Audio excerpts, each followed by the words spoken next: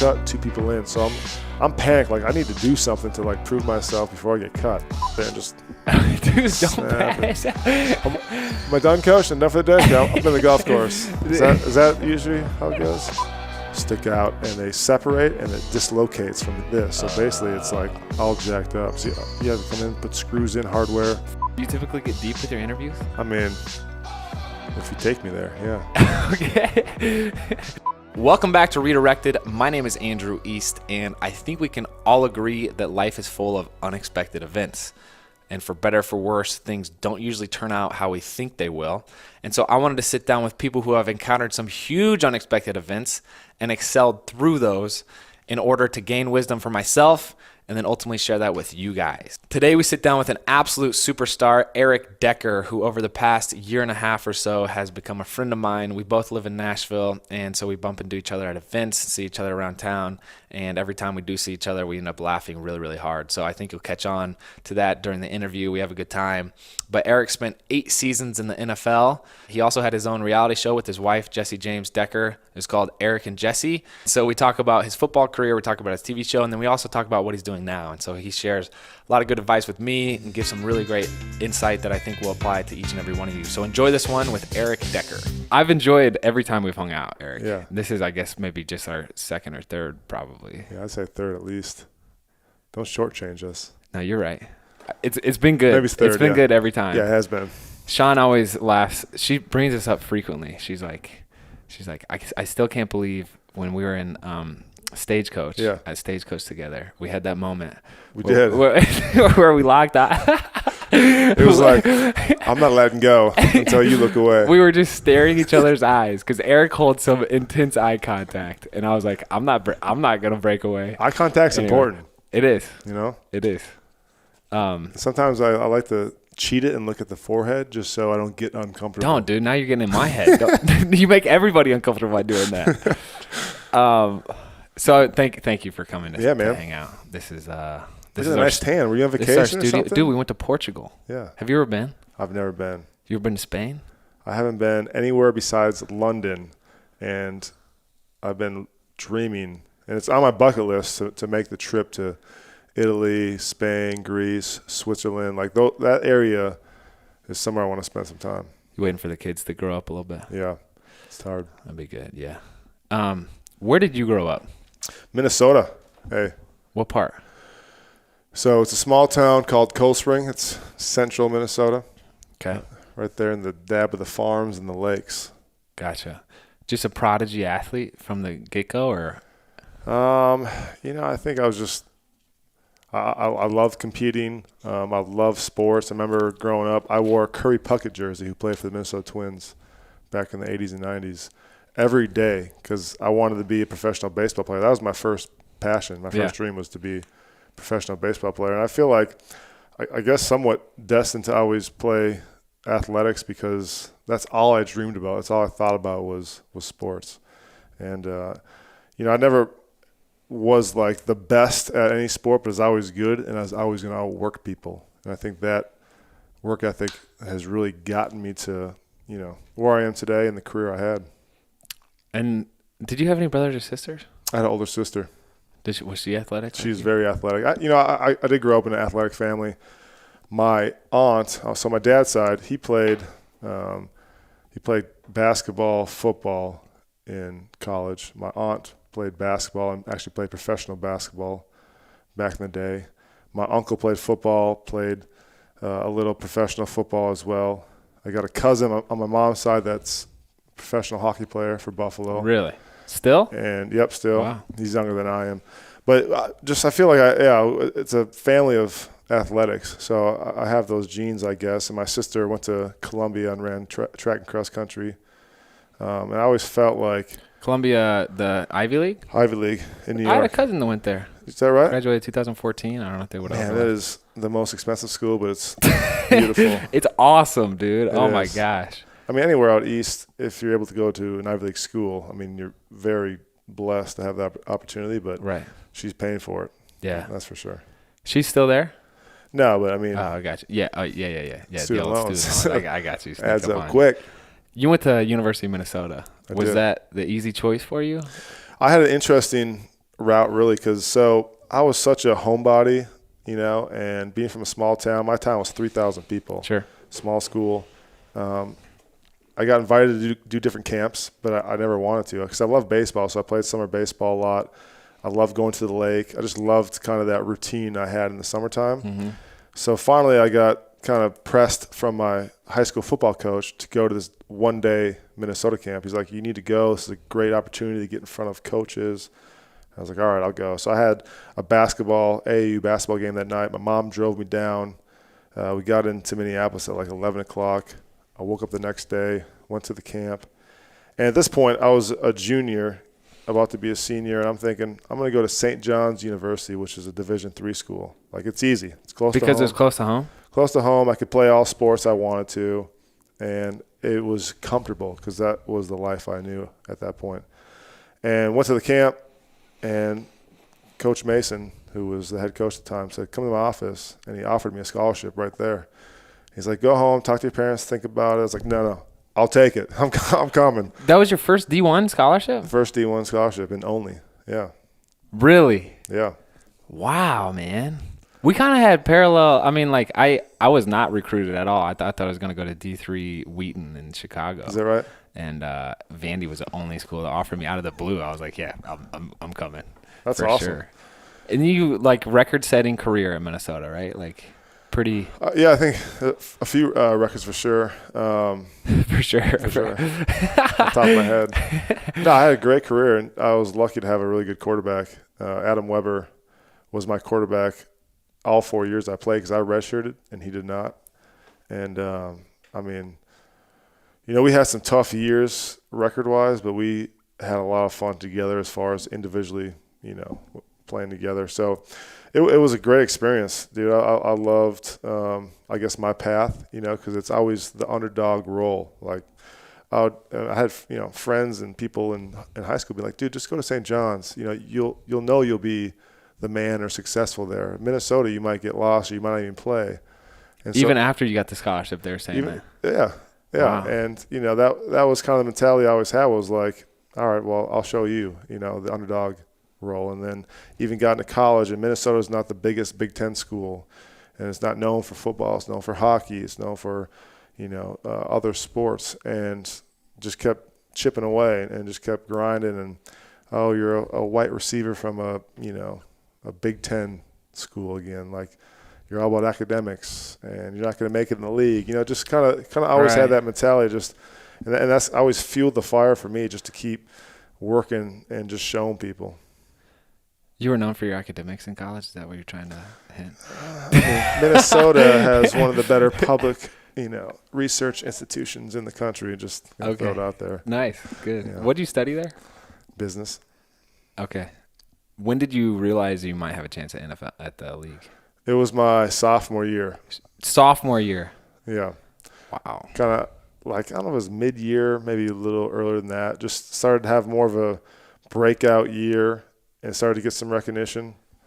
And just like thought, you know what, this could be something I could possibly make kind of a career after college and you know, kind of reach my dreams, so to speak. And so that kind of, again, was the motivation just to keep chugging along. And, you know, I feel like a lot of people don't realize as athletes, like, you sacrifice so much. And I played baseball in college as well.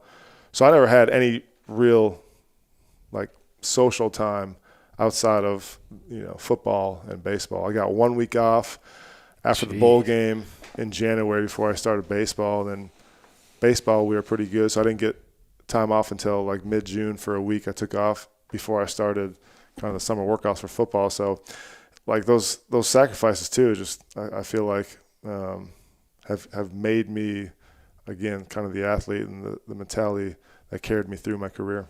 Just that, when you say that, are you talking about never having the luxury of like complacency?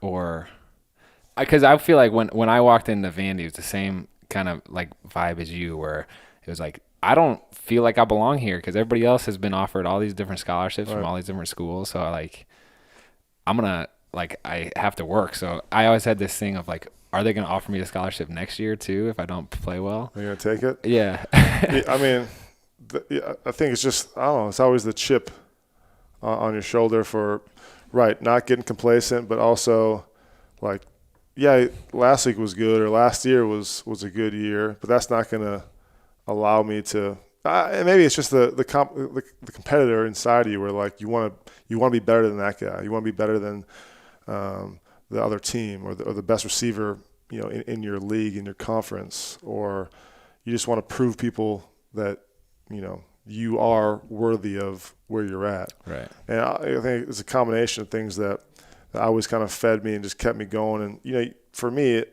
I always set goals as like short-term goals. What do I want to accomplish as a team? What do I want to accomplish individually? How am I going to get there? I got to be able to, wake up every day and work out and get certain things done, study film. Like, even talking to older mentors on like, what made you good or what helped you along your career? And I think just wanting to be fed with knowledge and learn from those that have been through it helped me. Let me ask you this, because I feel like I've talked. Yeah, you can twist that chair if you want. Yes. Yeah, go for it. Yeah. I feel like the burden of choice is like a thing where some people have multiple good options of St. John's or Minnesota or whatever it is for them. You mentioned baseball was like your first main priority, kind of, to a certain extent. What made you want to go to the football route as opposed to the baseball? Obviously you played baseball, but like it seemed like the football scholarship was what pushed you over the edge. How did you make that decision? I think the scholarship in football allowed me to even go get education for free in a sense, and when I was reaching that kind of pivotal point in my life, like which direction do I go? I actually called Joe Mauer because he had a full ride to FSU, Florida State, and he also was #1 draft pick for the Twins. So hard decision to make, but he's like, dude, you got to just follow your heart. What are you passionate about, or what do you want? And it just kind of clicked with me. And I thought from a young age, I always wanted to have a family. I was a creature of habit. I liked the routine. And baseball, you're on the road 80+ days a year, and they're long days. You don't realize like. The guys go in 2-3 hours before a game. The game's 4 hours, and then you got to recover another hour, 2 hours afterwards. So that's your whole day. And you want to start having kids. Like there's no structure. There's no routine. In football, at least you're on the road 8 times a year, maybe a little bit more.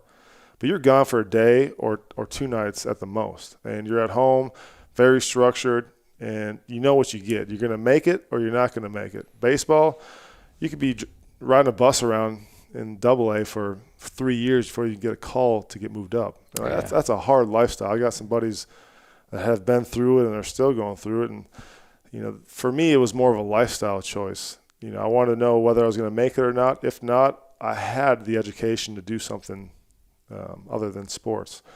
And also just starting a family and having that routine. Yeah. You got drafted to 3 different teams in professional sports. Yeah. Baseball twice, and then football. What made you not want to? So yeah, the baseball you just explained. Was there ever any question that you were gonna play professional football, or it was like, hey, you know what? I explored both. I had the meetings with baseball scouts, and I think what it came down to was, well, what can you guarantee me? This is, say, where I was slotted at that particular time in football. This is the signing bonus. This is kind of the contract. Can you even match that? Right. No? Okay. Well, what's my path going to be? Well, you're going to get in there and we're going to see how you do, because at that time I didn't play enough baseball. I didn't play summer baseball. I didn't play fall league. So that's a sport of experience, of getting the at-bats, getting thousands of at-bats so you can see everything. Because my weaknesses were hitting off speed like away, and just some of the stuff at the plate that I would have struggled with at the major league or even minor league level.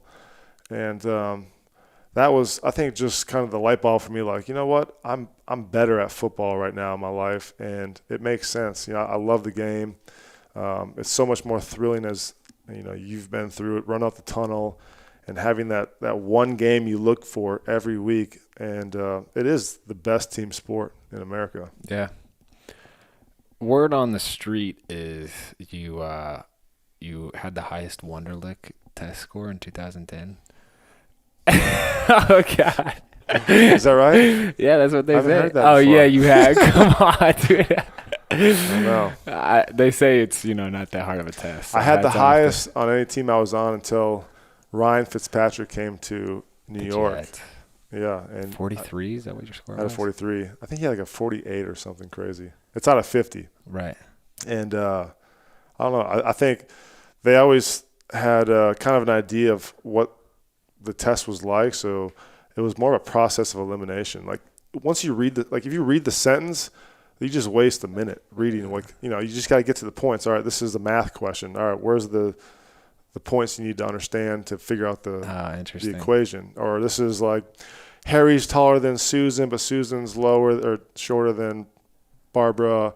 Where's Barbara compared to Harry? Or what I'm saying? Like, you just got to read through all the words. And that, I think a lot of times guys have trouble with finishing the test because you don't have enough time. Gotcha. Where if you have a strategy on how to approach each question, you can nail them. For those of you who don't know, the Wonderlic is like a test they give. Is it just the NFL?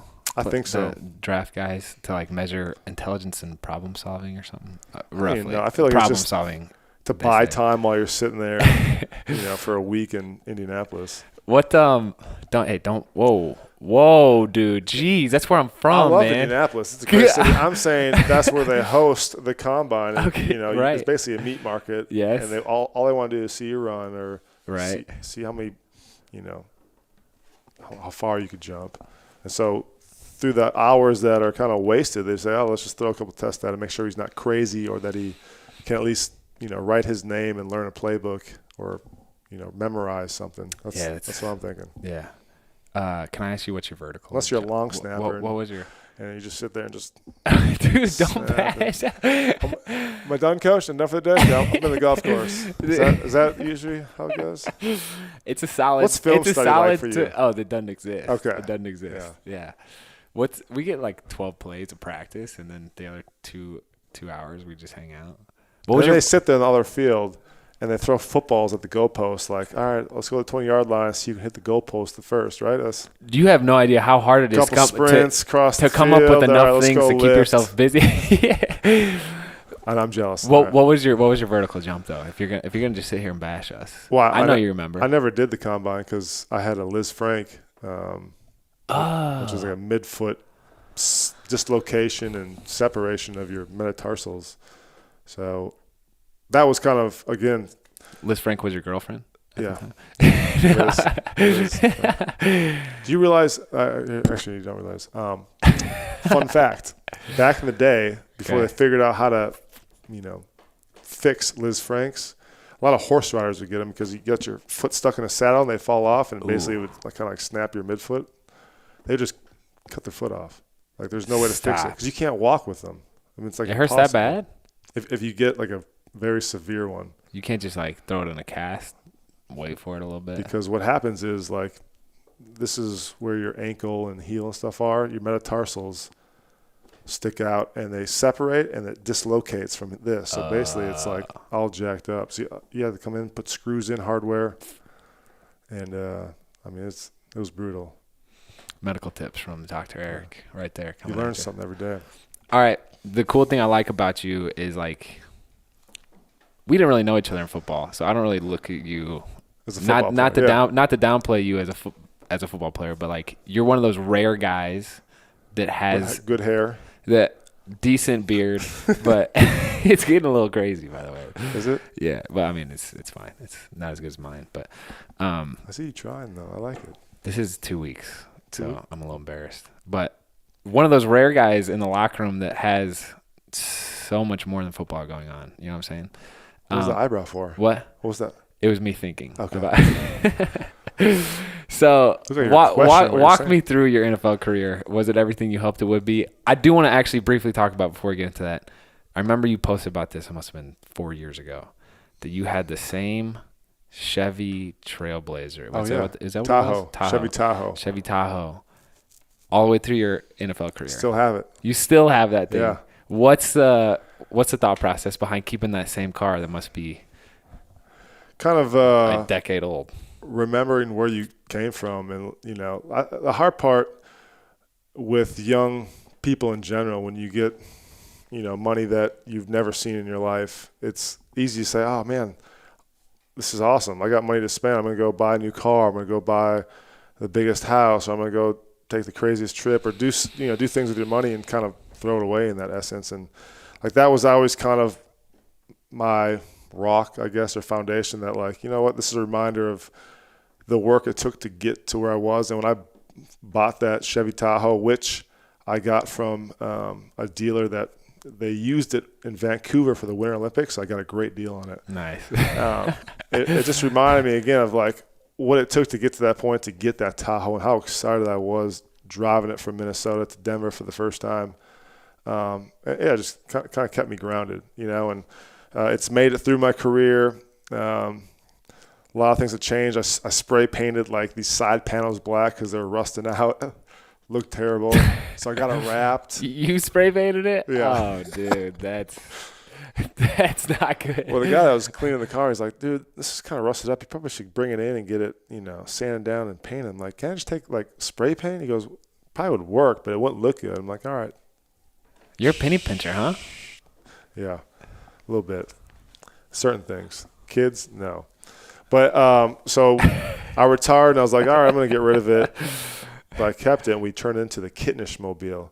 So if you see a pink car rolling around Nashville, Tennessee, that's the old Chevy Tahoe. Dang. With the cat horn. No way. Sounds like a dead cat. Kittnish is Jesse and Eric's clothing boutique. Yeah, Jess's. You don't claim it at all. I mean, I'm kind of like You drive the mobile. I'm kind of like the solve all. You know what I'm saying? Like I'm involved, but I'm not the figure behind it. That's her brand. I got you. I just kind of do all the dirty work. Yeah. But I'll take credit. Yeah. Okay, so your NFL career. Walk me through it. Was it everything you hoped it would be? It really was. Like my goal was to play 10 years and to play for the same team for a long time, and it wasn't that at all. I got drafted to Denver in 2010 in the third round. And at that day too, because my agent was telling me these are the teams interested. I took a lot of visits, pre-draft, and I was injured, so there was a lot of uncertainty. Is this guy fast? Can he get off the line? Is he gonna be able to play at the NFL level, being from a Big Ten school? And so Denver was one of the teams I thought was going to take me, and there was teams before that again were interested, but they took other receivers. So I'm like, great. I don't know where I'm going to go. They drafted Demaryius Thomas in the first round, wide receiver, who just moved on from Denver last year. Spent 8 years there, and I got drafted. And I was just like, thank God, like this is a good place to go. I love Denver. I love the coaching staff. I get there. I'm still hurt, so I didn't do any OTAs or off-season stuff. My first time practicing was in training camp. They try to play me as like almost a receiver tight end. So I ended up rolling my ankle and got a high ankle sprain the first week of training camp. And you came in hurt. And I came in hurt. Man. And it's the same foot. So I'm like mentally just struggling because Josh McDaniels came from the New England tree, and they just roll people in and out during camp. 2 people cut, 2 people in. 2 people cut, 2 people in. So I'm panicked. Like I need to do something to like prove myself before I get cut. What? I came back out. I got my ankle taped, high ankle sprain, which is miserable, and the Liz Frank, and like Champ Bailey's across the line from me, just jamming me up. He's going to the Hall of Fame this year. So I'm just in the dumps, like mentally just tanked, and it was a tough year. I started out playing special teams, then was inactive. And then played a lot more at the end when the team was struggling, and Josh McDaniels actually got fired halfway through, and kind of found my groove there at the end. And then into my second year, was confident. I had, I guess, physically, I was back to, who I was before the injury. Greek God. I don't know if you go that far, but Thanks, Andrew. And it just started to have, my career started to build, and Peyton Manning came in my third year, had 2 awesome years, went to the Super Bowl, we lost, but like just some of the most fun football I played. And I'm thinking, okay, I had a pretty good career so far. They're going to sign me back.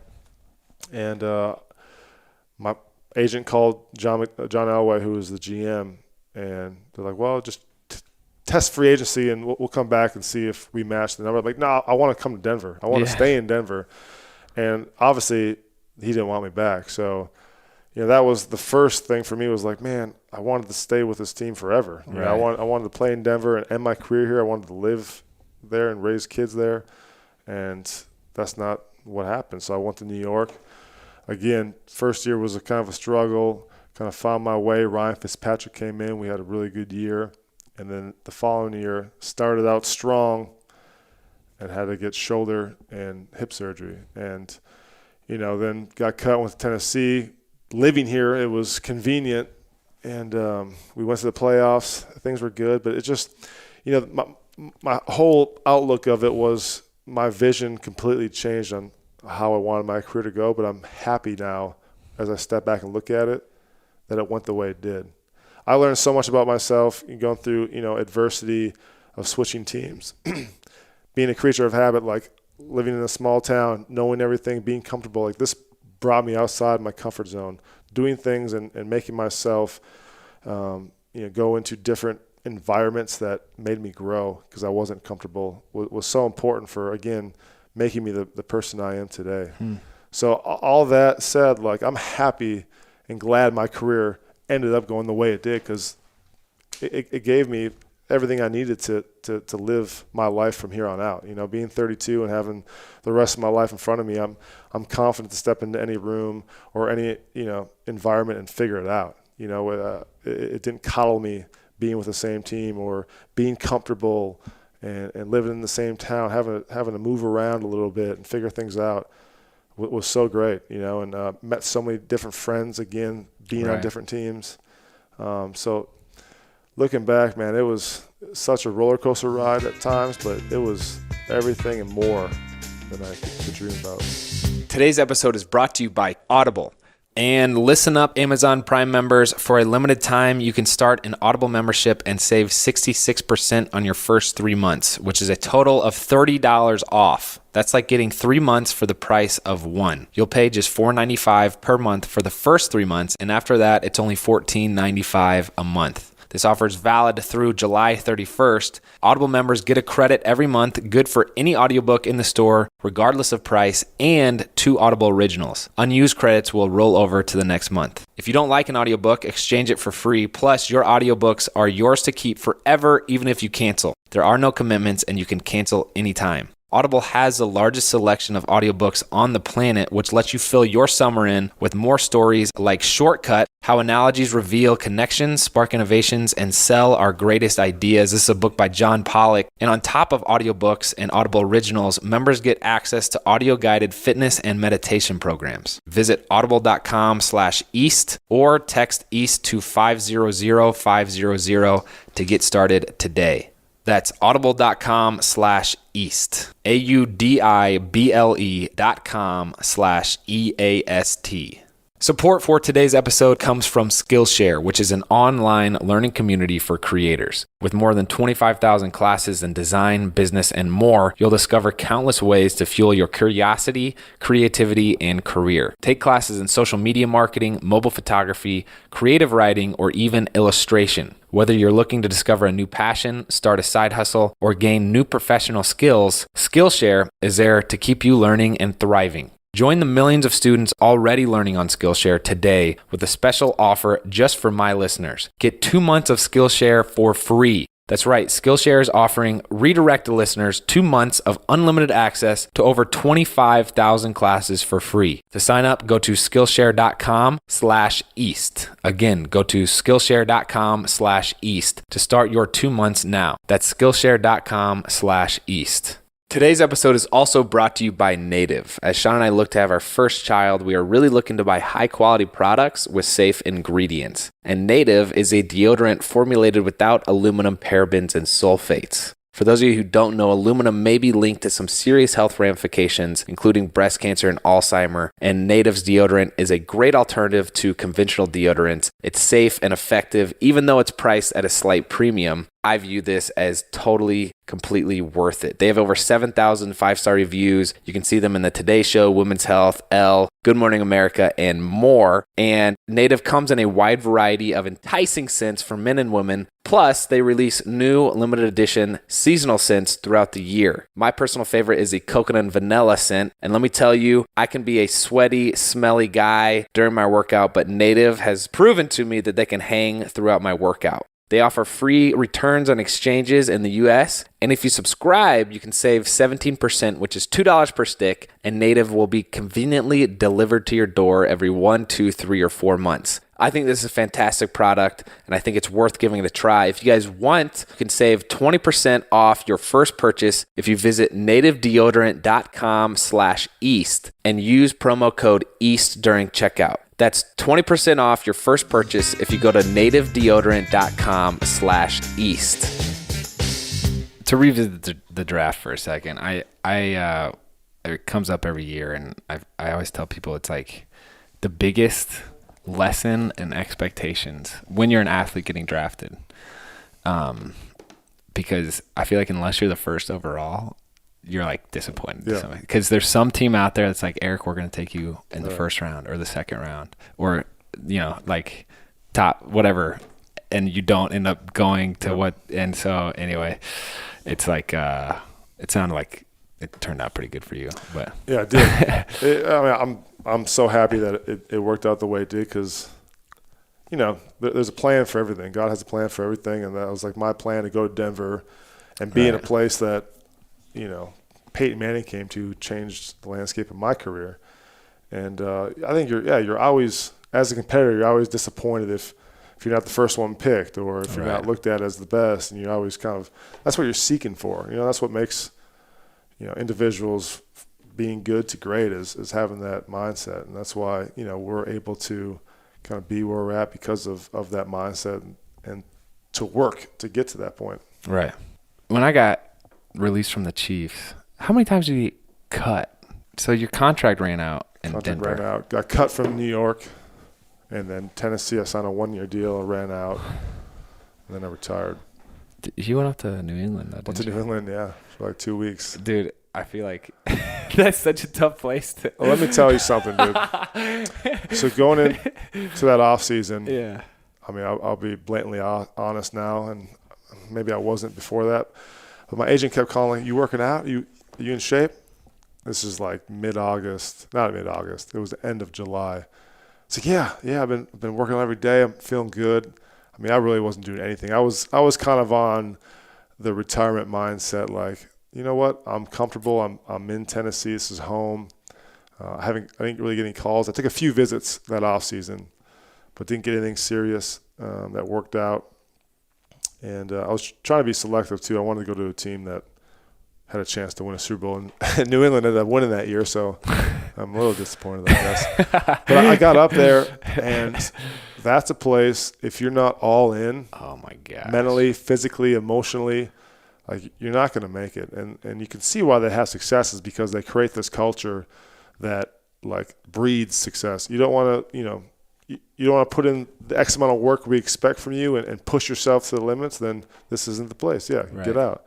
And I'm happy I went, though, too, because it was a reality check that, you know what, I am ready to step away from the game. Because that's all, as athletes, is, you play it 4 or 5 years in college, you go to the NFL, and I was fortunate to get 8 years in.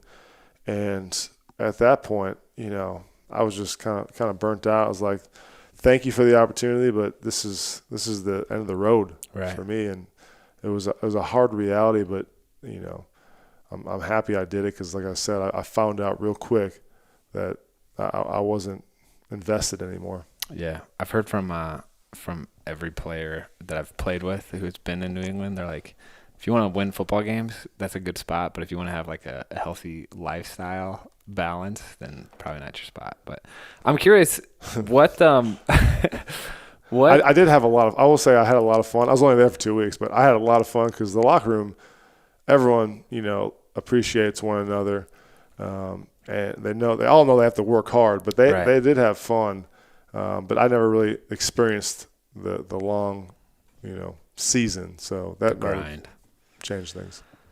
I wonder what made you ready to leave football? Like, what made you get to that point where you were able to realize this is the end of the road? That's a great question, because that was always something that kind of pulled me. Was I was done moving my family around, and I want to be the guy that was going year to year with 3 kids to different cities, and like my wife's like, we're not going to stay back and leave you. Right. We're going to come with you. And I got a little taste of that in camp in New England. Like, I was away for 2 weeks and I missed my family. They came up for a preseason game and I was like, I'm quitting. I'm coming home. She goes, no, you're going to stick it out for another week. And I kept like wanting to just hang it up, and she kept pushing me to stay, and my agent kept pushing me to stay. But that was it for me. I missed my family. I wanted to give my kids what I had growing up, which was kind of that consistency, routine,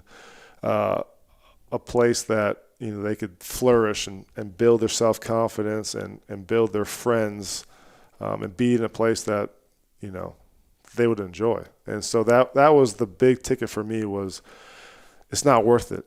Financially it's not worth it. I don't want to pull my kids around state to state. Like, I can find stuff to do, and we can find ways to pay the bills. But I want to be able to give my kids, again, something that I had growing up, which was that stability and that just consistent lifestyle that I enjoyed so much. Dang. I might start tearing up here for a second. Legit. I actually think you're a good guy, Eric. I appreciate it. For the first time. Wow. It's interesting. I don't know. I guess I've heard people say the stability aspect of it, but now that we have a kid on the way, it's like, yeah, what does that actually look like? I've been on freaking 6 different teams in 4 years. It's like, can't do that. I don't want to do that. Yeah. So, even personally, but I think your perspective changes on life too, that it's like, you're an intelligent man.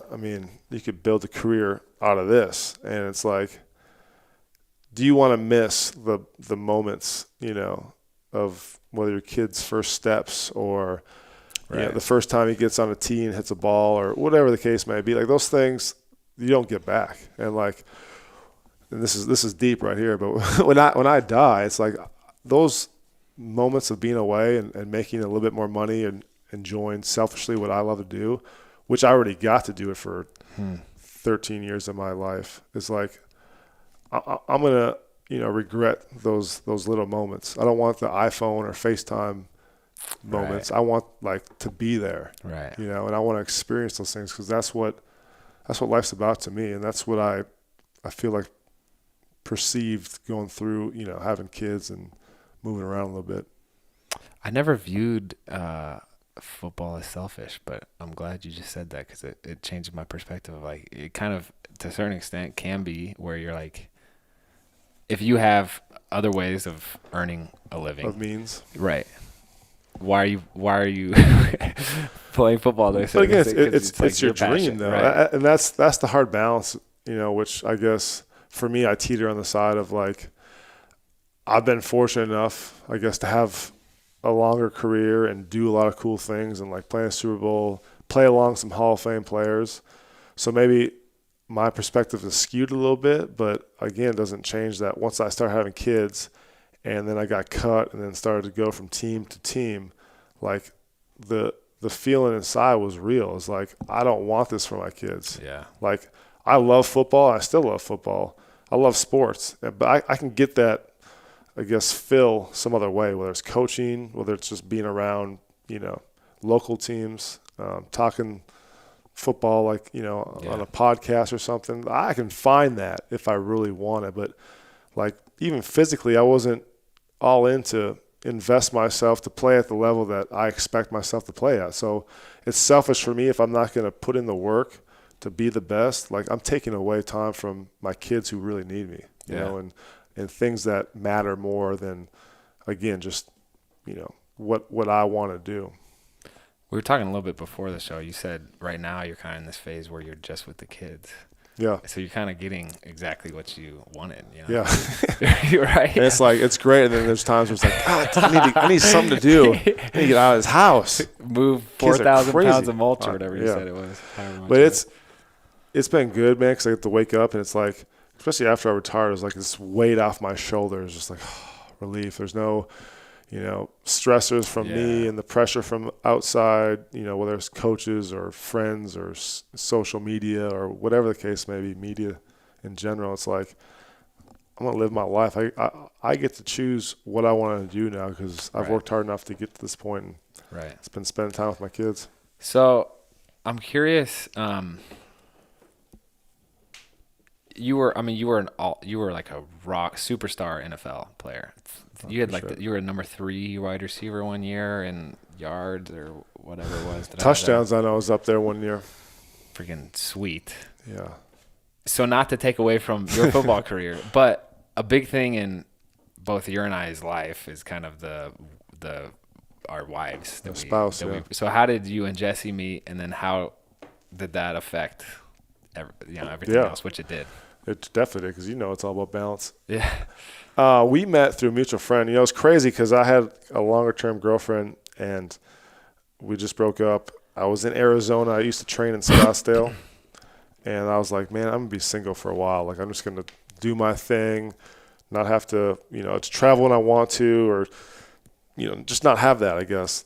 And she was in the same boat. She had this boyfriend. She broke up, and she was just solely music at that point. She's like, I'm just going to focus on my career, focus on me, and just do my thing. So it's crazy how we were both in the same mindset in life and really kind of the same place. And I was in Arizona, and this girl who she knew, just, friend through a friend, was like, I got someone for you. And at that time, I'm like, oh, cool. I'd love to hang out with a girl in Arizona. What's her number? No, she doesn't live here. She lives in Nashville. I'm like, that makes no sense. Yeah. Like, I don't need that. Well, just look her up. And looked her up. We started texting, and I was like, all right, I kind of like this girl. Like, we're really hitting it off. And she'll say, like, I used to write paragraphs. I was this, Shakespeare guy writing her, and she's writing like little sentences. So she's kind of, making me chase a little bit. We talked on the phone for 3 weeks. I'm like, I want to come see you. All right, come to Nashville. I'm like, I'll come to Nashville. So went to Nashville. We hung out, and I was like, this is the one. Like, I just knew at that point. First time meeting her in person. First time meeting her in person. Woo! I know, but at that point too, we got to know each other so much through these phone conversations. I'm saying like 3 weeks of like hours at night conversations. So I mean, we got pretty deep, and there's no physical part of it.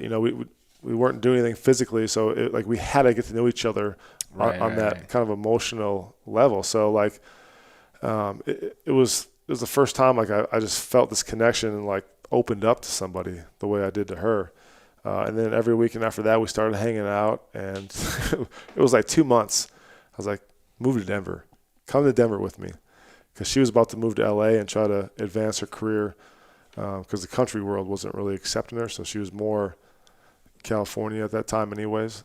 And I just pulled her in, and we got engaged after a year. 1 year. 1 year. And married, a year and a half after that. And wow. I mean, that definitely changed it for me too. It's like, it kind of hit me, like a rock. Like I didn't see it coming, didn't expect it, and just fell in love with this girl head over heels. And, that was the best thing for me though. It gave me something to come back to. You know how it is when you have hard days or getting cut or just not knowing your situation. Like, you have your rock, like Shawn's your rock. Like, she understands it too, being an athlete. And for me, it was just relying on her and just emotionally, keep me upbeat. And it worked out. She has a career. We figured out to balance it. And I think the more my career came to the end, she started to progress her career, especially after our babies. And it's been a pretty sweet transition. She's my sugar mama now. So, like, she's fully working, paying the bills. I'm at home, Is this a fist bump? Is that what you're looking at? I was kind of like, okay, I got give you a you. little simulation here. I'm at home washing dishes and taking care of the babies, wiping butts, changing diapers. Oh my god. But yeah, it's it was pretty wild, but what a good story. Yeah, that's a great story. How many years were you married before you had kids? We got married 2013, and Vivi was born 2014. Really? Unplanned. Wow. We figured it out. Like, she was conceived, I think 10 days after our wedding. No. No way. And we were kind of playing with fire at that point. Yeah. And like, being Catholic, you have to go through Catholic prep. So you learn how to like track ovulation and know when she's in heat. I didn't know this is a thing. I've never heard of Catholic prep in my life. Yeah. Before you get married in the Catholic Church, you have to go through like kind of counseling. Okay. But also you have to learn about, because, we don't like condoms and, Birth protection. control. Yeah. And birth control. So you have to learn the cycle, of ovulation. I've also never heard the word "she's in heat" for any other use besides dogs. Was that nice? But it was good. It's real. Yeah, for sure. No. You know what? This is a fun fact. Hopefully he'll cut it out. But like, men are more attracted to women when they're in their period, because they have these pheromones that just radiate, and you're just like, we're animals, and it's like, which is interesting, isn't it? Wow, another tip from Dr. Eric. Isn't that interesting? Before we got on the show, Eric really couldn't remember a single thing. He was like, "Yeah, we go to church. What's it called? I can't remember. Yeah, what's the anyway?" But now you're just spewing out facts. We're getting deep. So you did a reality show. Yeah. Which, side note, Shawn and I are considering that. So right off the bat, would you say recommend it? Not recommend it? Depends. I mean, you are who you are, so like, you guys are good people, so it's not going to be an issue. I think the biggest thing is for us, we went through the process, was finding the right team, and we had a couple times where we stopped because it was not going down the path we anticipated. But we had an awesome production team who protected us against anything that a TV show would want to see. Production team. Yeah. Yep. And then we got some really awesome camera guys, and the people that are on set or around you a lot. Like they're my brothers now. Like, I love hanging out with them. Like, I'll call them. They're in California, but when they're in town, we hang out. So that was what gave me the comfort. And then after that, we got to kind of hand select again who worked around us, and it was a fun process because you get to kind of showcase. For us, it was the good in leading up to your wedding, leading up to having a baby, the struggles that are real for everyone that you go through, and be able to still enjoy and balance each other's lives, which was something that people wanted to see too. It is hard at times, but she's on the road. She just got off the road a couple months ago, but she was gone for 4 days, 3 days a week. And we got 3 kids now. And like, when I was playing football, it was a lot of stress to figure out how we're going to plan things. And, those things that we showcased again, just really our lives and who we were. And it helped us and tremendously helped Jess just kind of showcase how talented she is and the kind of person she is. And it allowed her to kind of build the brand that she has.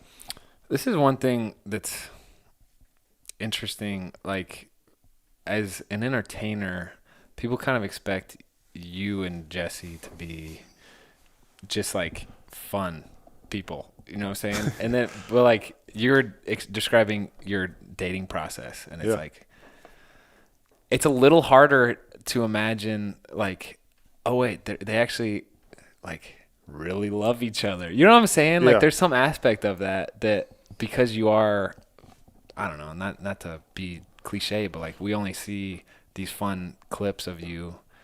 It's like you forget that there's so much depth to that relationship to a certain extent. Right. It's just interesting. But, well, I think just celebrities, in general, like, everyone's like, oh, they'll last for a couple of years, or they're in it for the entertainment factor. But it's like that wasn't the case for us, and I think for a lot of people that kind of build that foundation in your relationship. And like, everyone's going to have hard times and stressors because that's just life. Like, whether it's scheduling stuff or, luckily for us, our morals and values align very well. So that's what really gives us such a deep like love and, passion for each other. But like having kids too, I mean, it's not easy having kids because basically you're unselfish to your daily schedule. Like everything revolves around the kids, and like they need you to do everything in the sense for them, like provide them food, get them, showered up, get them to bed, get them to whatever, it's a camp or whatever it may be. Like that's your schedule. And so I always try to navigate through those schedules is kind of the stressor. But as long as you have really that like strong foundation of love and you communicate with one another and you take the time for each other, like that's the beauty of kind of the journey of marriagehood is like we're in it together forever. Is marriagehood a word? Marriage. Hood. You said marriage. Did I say marriage hood? Put it in the dictionary, I guess. Oh man! I love how you catch that. You're awesome. You're always questioning my lingo. Inspo, is that your favorite word? Is inspo, yeah, you've said that 15 times today already. Oh yeah, dude. I said it one time downstairs. He's got an awesome wine cellar that I've been wanting forever. I'm like, dude, this is an inspo to get it done. Yeah. I said it one time. Oh man, do you ever miss football then? Never. I haven't. Last year being away and watching the games, which I loved, there's times where it's like, man, I wish I was out there for the game day. But then you realize Monday through Saturday how hard it is. It's like, I'm good. I'm happy where I'm at. Yeah. Have you mentioned like talking about football? I'm sure there's been opportunities for you to like have some commentating gig or commentator gig. I pursued it a little bit. I did some, I guess, interview type things. But again, I realized like I don't want to have to travel right now, Right. And to do that outside of local stuff is a flight to Connecticut or a flight to New York or a flight to LA or flight to Chicago. And again, that's just like, I'm okay where I'm at. I don't need to have that. But once the kids, grow up a little bit more and say have a little bit more time, I would love to still do it, but maybe start our own show in Nashville would be good. Is this a proposal? Are you? Did you just ask me this? What do you guys think? Wow, I'm honored. I guess.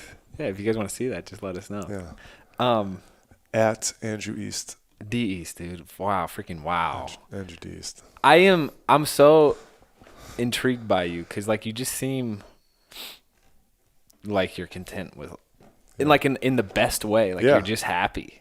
Yeah, life's good, man. I mean, I have nothing. That's rare to complain about, and I'm usually kind of a like higher stress type guy, but it's like just kind of walk myself back. Like, what am I actually like concerned about or anxious about? Like my family's healthy. I'm in a good position in life. Like, I'm just going to enjoy these days because, I'm fortunate to have what I have. Wow. Yeah. Can you just, maybe your kids will watch this in the future. I'm curious. Can you give a 1-sentence explanation of each of your kids? Each kid's? Yeah. Vivian, who is 5, she's our oldest, is a fierce leader who is like, has the biggest heart. Like, yesterday we were sitting at dinner and she's just talking about how much she loves her brothers and she's so affectionate. Wow. And like as a parent now I realize it's so important to have like the oldest who is such a good leader in that way, and isn't afraid to kind of show emotions and like kiss her brother on the lips, right. And just like love on him and really kind of our youngest is 1 and she'll pick him up and carry him, be like, you okay? Grabs his blanket for him, just melts your heart. So she's fierce, but she is so affectionate. My middle child is like the goofball, dude. He is, first of all, he's like our recessive baby. He's 3. His name's Eric Jr. And recessive. So he's a blonde hair, blue-eyed baby, oh. And like Justin and I are brown hair, brown-eyed. Yeah. But he's like Brad Pitt. So he's gonna be a lady killer. First of the family. Yeah, exactly. But he's like a goofy but most sensitive kid, just a sweetheart. Yeah. And our youngest, Forrest, is 15 months, and he is the wrecking ball. Like that dude, he's gonna he's gonna do some things because he just has this mindset like I can do it myself and like get out of my way. And that's how he is. And if you like pick him up or At you 15 months. at 15 months or you take him away from something, he screams and he'll hit you like he knows, but he also is so observant. Like he'll watch Vivi do something or us do something and like next minute he's emulating it. It's like, dude, you're 15 months. I mean, it's way more advanced than I expected him to be. So he can do something big. Wow. All of them will, but he's crazy. Yeah. What's next for you, dude? So you're designing houses. Is that just a side thing for you? Wrecking. I'm more of the wrecker. I wreck the houses. Millworks designs and builds it. Okay. I'll just wreck it. But I feel like you had some say in the design of that. Nope. Okay. Okay. Kind of like the wrecking ball. That's all I am. That's all I am. You didn't. I'll say like, yeah, it looks really nice, or I don't like it. Sometimes that's all you need. Yeah. You didn't actually drive the crane, did you? Did you? No. Oh, that'd have been Next sweet. time. I wasn't around for the last one, so What do you mean? to do it like wrecking day or Gotcha. the teardown was X date and I wasn't around. Gotcha. Do you think you'll stay in Nashville? I do. I love Nashville. It's fun. It's a good city. It's a good mix too because the city is growing like crazy. So you have, access to a lot of things, whether it's good restaurants, Right. culture, good food, which I said restaurants, entertainment. But then if you get out of town, even where we're at, like you still feel like kind of you're away from it. You're kind of in the country. You're kind of in, a quiet neighborhood. So it has the best of both worlds for me. Yeah, it is a good balance. We like it here too. Shawn's parents are moving here, so It's exciting. You have in-laws close, right? Our in-laws are in Georgia, but they make the trip up a lot. They drive 4 hours whenever we need them to help the kids. And, yeah, so I think he's retiring. Steve is his name, my father-in-law. Gotcha. He's a general in the Air Force, and he's about to retire this year. Whoa. So we're trying to get him to come to Nashville so we can have some family around because it's big. Yeah. Any big projects you're working on? And then we'll get to some fan questions. What's really keep me busy outside of like family life is Jess's brand. So we've just taken over online completely. She used to have a partner for e-commerce, and now we've taken it in-house and doing it all ourselves. She's got a store in Nashville, but we're expanding, and we're opening one up in Florida, and then hopefully a couple different cities down the road. But like that's kind of been where I've been spending a lot of my time and energy outside of family, just helping her with the process, whether it's financial stuff, budgeting, or the phone calls of getting stuff done. Wow. Yeah. Businessman Eric. Really coming through. You know. All right, you ready for some fan questions? All right, come on. First one I just saw was, why you so hot? So that's not a question. I don't think that's. It's the light. It just has the. I'm on the side with the good light. Millie Raleigh wants to know, which of Jessie's songs is your favorite? I think a lot of her recent music has been my favorite.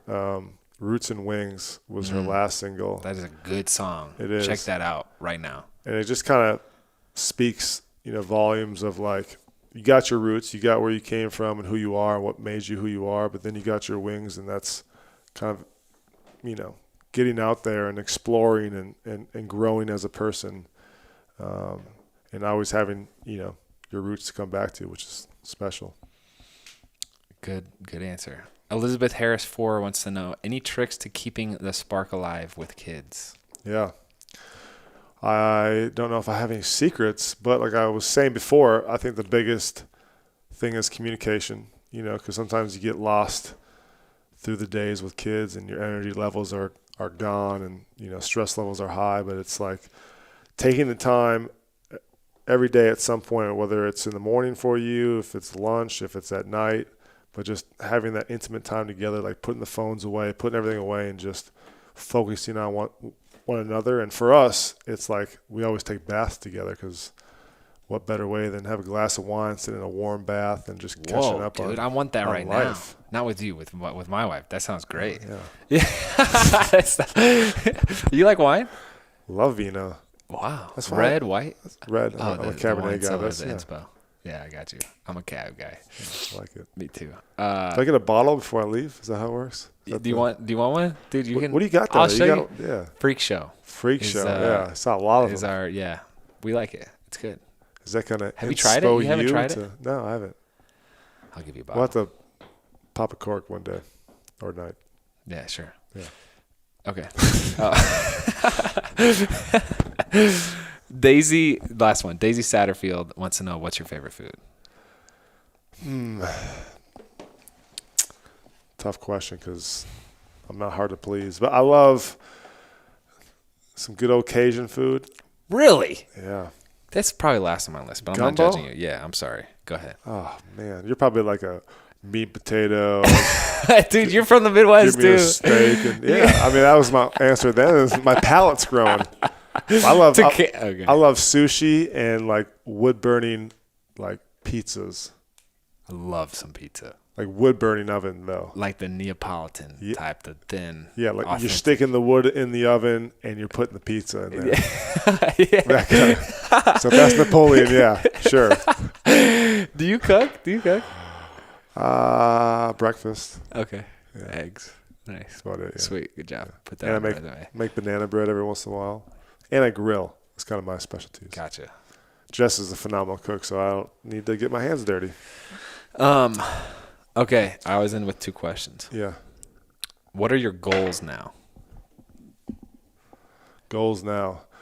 Great question. And it's something I started with. What was that? You go 2 questions. Well, So I'm answering the first question. Okay, 2 questions. I thought you threw me, but go ahead. Sorry.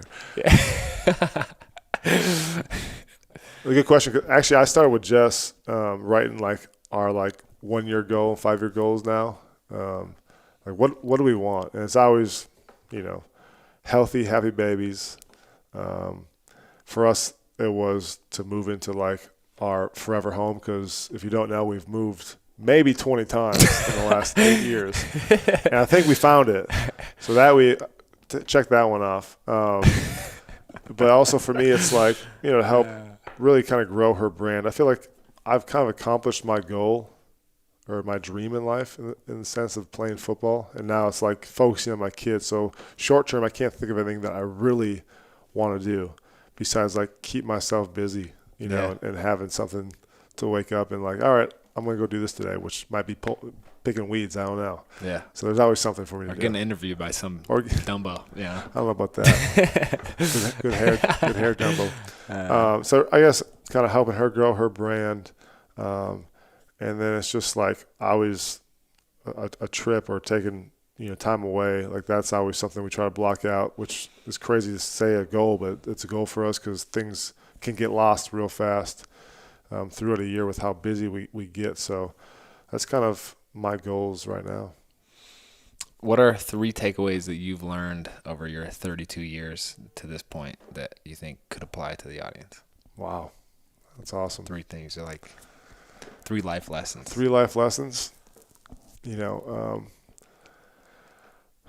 I think honestly the biggest one would be just to like not have any regrets. It's just like the path I took. Would I've expected it when I was 10 or 20? No, but like I'm happy with the path I took, whether it's choosing the career, making the sacrifices to be, personally where I am. Like it's those things that, get you to where you are and not regretting how you got there. Cause like I said, there's always a plan. And, that's the biggest thing. The second thing is just to enjoy the moment. I have a hard time sometimes because I'm such a planner and have some OCD about me, but like, I always want to like make sure things are accomplished and this is kind of what I want to do this week, but like really just indulging in the moment, whether that's like jumping in the pool with the kids or just sitting back, having a glass of beer with a buddy and catching up. Like those things, are moments that are important. And I just want to enjoy those moments and not like be lost in thoughts, or on my phone of, all right, where's my to-do list, Right. in that sense. And the third one is, just give my kids, I guess, like fill them up with confidence. And, I guess it's not really a lesson learned through my life, but it's something that has become important as I, went through my path and now having children, is like build your kids up, build your, people around you up, find that good circle of people, but then build them up, because like that's what life also is about, is like giving people, the confidence to do things and jump into, whether it's chances or opportunities that they might be scared of, like go for it, like live your dream, and just like, I guess that's the biggest thing, is just build people up, because there's so much hate and negativity in our world, and it's like, if you have a small circle that can help each other get through this life and build each other up and do cool things, I mean, again, that's what it's all about. I appreciate you taking the time to be here. I really, really admire your priorities, and it seems like family is what you say is the top priority, but it's also what is your top priority. And I also feel like you're one of the rare people that exceeds your reputation. So you have a fantastic reputation, but anyway, I'm going to stop being nice to you. Man. But God, keep it coming. I like it. Come on. What else you got? No, but I had fun though too. Yeah, that was a good time. This is. I'm happy we made it work. We tried to make it work multiple times, and obviously scheduling did not. But we got to do this again, man. I really enjoy hanging out with you. Thanks for taking the time away from the kids. Seriously. Yeah. Appreciate that. I know it's big. So how do we end it? Do we end with a kiss or? If you haven't yet, please make sure that you subscribe to the podcast and leave a review if you feel called to. It really helps the show out, and I love having a new audience. I love hearing what you guys think, and I love having you come back every single week.